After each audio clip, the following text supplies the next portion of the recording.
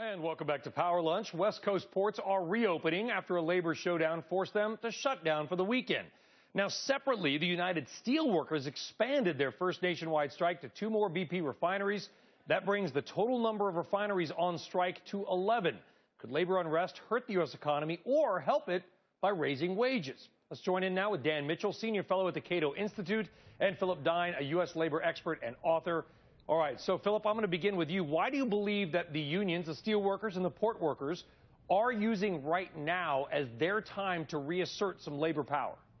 Well, I think there's a couple of separate issues going on. The steel workers are facing reopening of a national contract, and there's a lot of safety issues going on, and that's one of their major concerns. Another one is wages, because, you know, these are some of the richest companies in the world, and workers feel they deserve more. As far as the ports, similarly, there's some specific issues going on there. This is a sort of smallish union.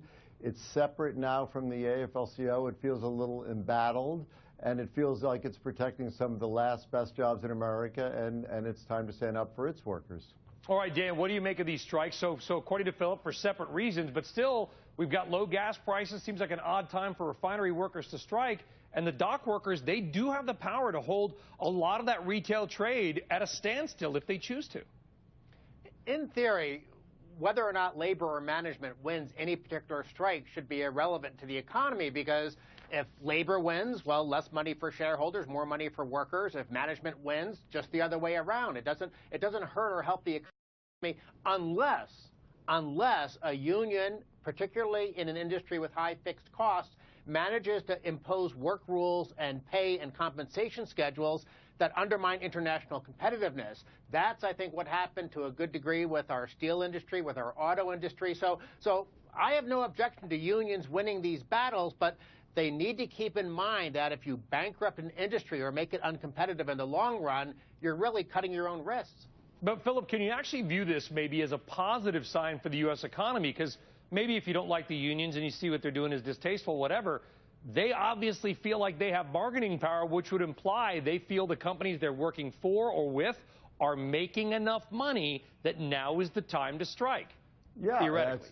It's a very good point. The economy is coming back, especially manufacturing, so unions have a little more bargaining power, but also, you know, unions realize they're in a fight for their very existence at this point. They've taken it in the chin. The middle class has taken it in the chin for decades, and they're fighting back now. And the last thing I want to say is issues of income inequality, which, after all, are labor's biggest issues, are in the public forefront, and most folks agree with labor on that.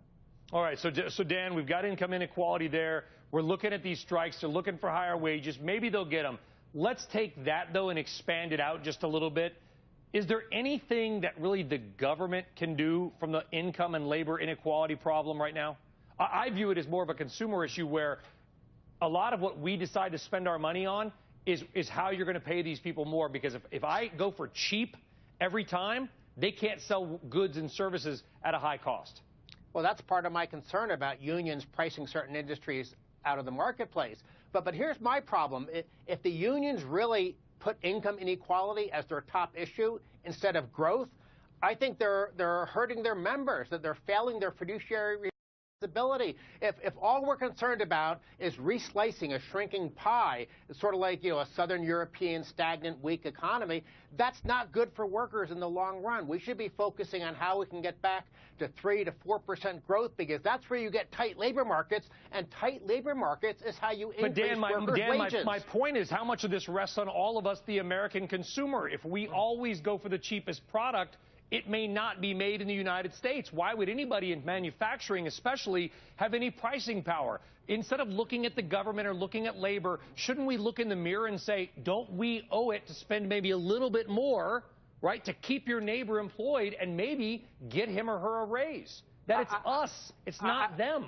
No, I don't think that's the case. I think that you can have a lower cost product simply because you're more productive. And there's really a lot of positive stories to tell about productivity and manufacturing in the U.S. economy. And if we do things to, say, reduce our incredibly onerous corporate tax rate and our punitive depreciation schedule so we get more investment, what does investment translate into? Productivity. What does productivity translate to? Wages. So it's not a question of having cheap workers in America.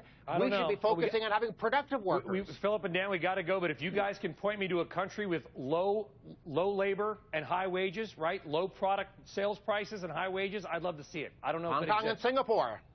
No. They don't make anything in Singapore. Dan and Philip, we'll continue this discussion another day, guys. Thank you very much.